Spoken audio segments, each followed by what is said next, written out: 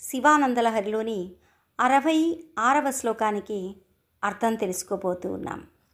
ఈ శ్లోకంలో గురువుగారు ఇక్కడ జరుగుతున్నదంతా కూడా భగవతి లేదా భగవంతుడి యొక్క ఇచ్ఛానుసారమే, మనం అందులో కేవలం పాత్రలం మాత్రమేనని, కనుక దేని గురించి ఎక్కువగా ఆలోచించవలసినది లేదని తెలుపుతూ ఉన్నారు. ఇదే విషయాన్ని మనకు రామకృష్ణ పరమహంస వారు కూడా, అమ్మా నీవు యంత్రినివి, నేను యంత్రాన్ని, నీవు ఎట్లా నడిపితే నేను అట్లా నడుస్తూ ఉన్నాను అంటూ తెలియజేస్తూ ఉంటారు అమ్మవారితో. అదే ఇక్కడ స్వామివారి శ్లోక రూపంలో మనకి అందించారు. క్రీడార్థం సృజసి ప్రపంచమఖిలం క్రీడామృగాస్తే జనాః యత్కర్మాచరితం మయా చ భవతః ప్రీత్యై భవత్యేవ తత్ శంభో స్వస్య కుతూహలస్య కరణం మచ్చేష్టితం నిశ్చితం తస్మాన్ మామకరక్షణం పశుపతే కర్తవ్యమేవ త్వయా. క్రీడార్థం సృజసి ప్రపంచమఖిలం, క్రీడగా ఒక ఆటగా ప్రపంచమంతా సృష్టిస్తూ ఉన్నావు అన్నారు.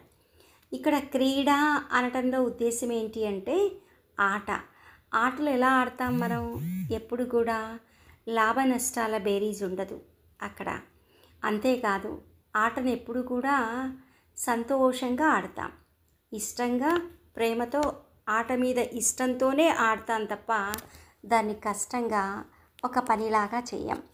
అలాగే ఇక్కడ పరమాత్మ కూడా ఈ సృష్టి స్థితి లయ త్రిరోధాన అనుగ్రహ అనే ఈ కృత్యాలన్నీ కూడా ఒక ఆటగా చేస్తున్నారు, అంటే ఇష్టంగా చేస్తున్నారు. ఇందులో ప్రతిఫల ఆపేక్ష ఏది కూడా లేదు. క్రీడామృగాస్తే జనాః అన్నారు. ఈ క్రీడ యందు, ఆట యందు పాల్గొంటున్నవేవి అంటే జనులు.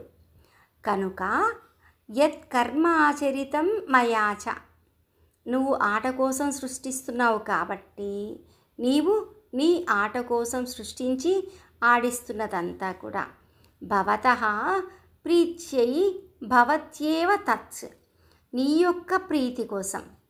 భవతః అంటే నీవు, నీ యొక్క ప్రీతి కోసం ఇదంతా జరుగుతున్నదంతా కూడా ఎందుకు జరుగుతోంది అంటే నీ ప్రీతి కొరకే జరుగుతోంది. స్వస్య కుతూహలస్య, నీ యొక్క సంతోషం కోసం భవతి అవుతున్నది. కరణం అంటే కారణం, ఆ కారణం చేత మచ్చేష్టితం, నా యొక్క వ్యాపారం అంటే నా చేత జరుగుతున్న ఈ పనులన్నీ కూడా తస్మాత్ అందువల్ల, మామక రక్షణం నా యొక్క రక్షణ ఎవరి బాధ్యత, కర్తవ్యమేవ త్వయా నీ యొక్క కర్తవ్యం. నన్ను రక్షించడం ఎవరి కర్తవ్యం అంటే నీ యొక్క కర్తవ్యం.